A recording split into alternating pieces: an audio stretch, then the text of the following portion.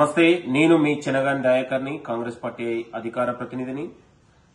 ప్రియమైన ప్రజల్లారా, ఇవాళ కాంగ్రెస్ పార్టీ ముఖ్యమంత్రి గారు రేవంత్ రెడ్డి గారి పైన, Congress party social media team పైన ఢిల్లీ పోలీసులు ఇవాళ అమిత్ షా కనుసైగల్లో, మోడీ కనుసైగల్లో, ఇక్కడ కిషన్ రెడ్డి కనుసైగల్లో ఢిల్లీ పోలీసులు వచ్చి నోటీసులు ఇవ్వడాన్ని మేము తీవ్రంగా ఖండిస్తున్నాం.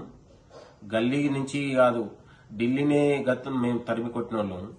నీ ఎన్డీఏ కూటమి ఎక్కడైతే బలపడుతుందో ఇవాళ తెలంగాణలో 14 సీట్లను కాంగ్రెస్ పార్టీ గెలవబోతుంది.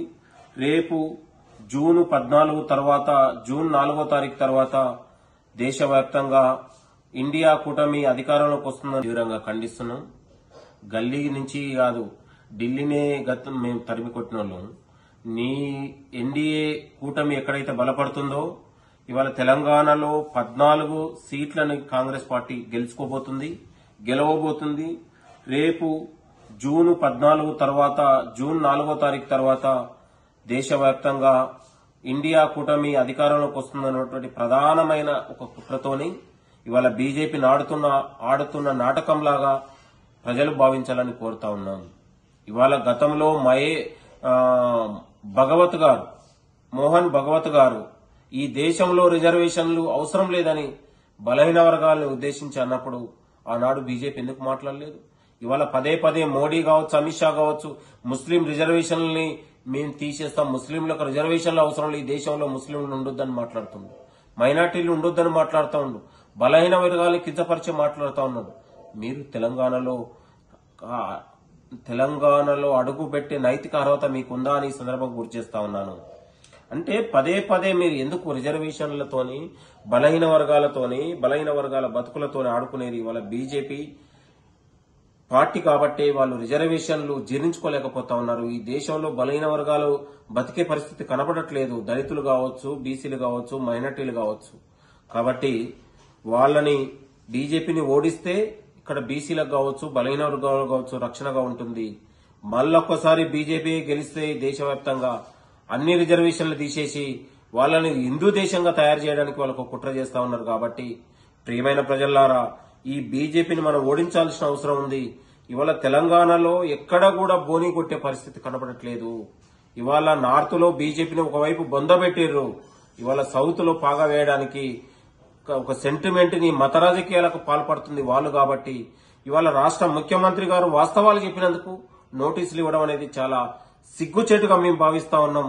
ఇవాళ ప్రధానంగా తెలంగాణ యువత తిప్పికొట్టాల్సిన అవసరం ఉంది, కాంగ్రెస్ పార్టీ కార్యకర్తలు తిప్పికొట్టాల్సిన అవసరం ఉంది, ప్రజాస్వామికవాదులు కూడా తిప్పికొట్టాల్సిన అవసరం ఉంది.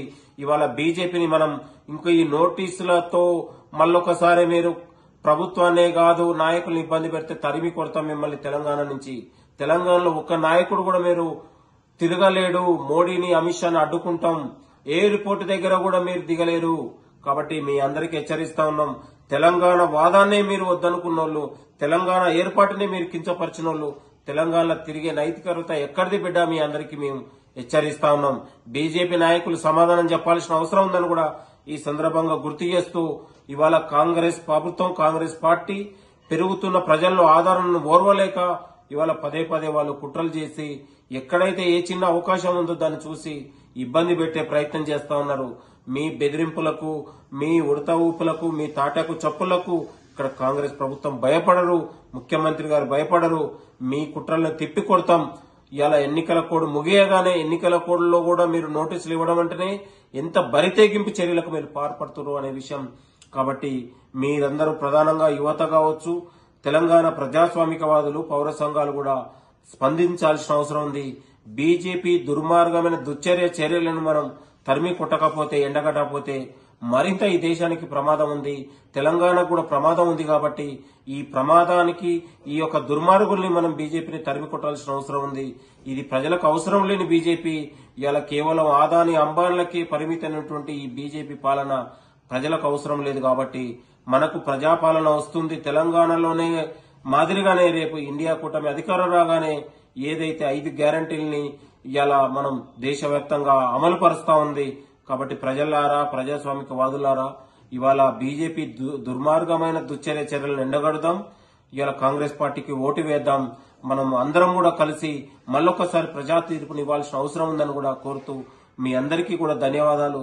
ఈ పిలుపునందుకొని ప్రతి కార్యకర్త, ప్రతి పౌర సంఘాలు కూడా బీజేపీ దుర్మార్గమైన చర్యల మీద మీరందరూ కూడా స్పందించాల్సిన అవసరం ఉందని కాబట్టి మీరందరూ కూడా ఈ దేశానికి, ఈ రాష్ట్రానికి పట్టినటువంటి వీళ్ళందరూ కూడా ఈ దేశానికి మొదలుగా పట్టినటువంటి దరిద్రం ఎవరైతే ఉందో మోడీ, అమిత్ షాలు కాబట్టి బీజేపీ పార్టీని మనం ఓడిస్తేనే ప్రజాస్వామ్యం వర్ధిల్లుతుంది, పౌర సంఘాలు బతకగలుగుతారు. కాబట్టి ఈ బీజేపీని ఓడించాలి. ఈ దుర్మార్గమైన మోడీ, అమిత్ షాలు ఏదైతే కేడీలు ఉన్నారో వీళ్ళు దేశానికి దొంగలు, వీళ్ళు దేశ సంపదను దోచుకునే వాళ్ళు తప్ప దేశాన్ని ఉద్ధరించే వాళ్ళు కాదు. దేశాన్ని అభివృద్ధి చేసింది కాంగ్రెస్ ప్రభుత్వం. దేశాన్ని ఐఐటి, ఐఎంఏలు, మెడికల్ కాలేజీలు, లేకపోతే విద్యా, వైద్య రంగాల్లో కూడా సాంకేతిక రంగాలను అభివృద్ధి చేసింది కాంగ్రెస్ పార్టీ. కాబట్టి వీళ్ళు చేసింది ఏం లేదు, తెలంగాణ కూడా చేసింది ఏం లేదు. తెలంగాణలో తిరిగే నైతిక అర్హత వీళ్ళకి లేదు. కాబట్టి మళ్ళొక్కసారి ఇవాళ ముఖ్యమంత్రి గారి పైన, కాంగ్రెస్ ప్రభుత్వం పైన, కాంగ్రెస్ పార్టీ నాయకుల పైన, ఢిల్లీ పోలీసుల నోటీసుల పైన తెలంగాణ ప్రజానీకం అంతా కూడా స్పందించాల్సిన అవసరం ఉందని కూడా కోరుతూ నేను మీ చినగాని దయాకర్ని, కాంగ్రెస్ పార్టీ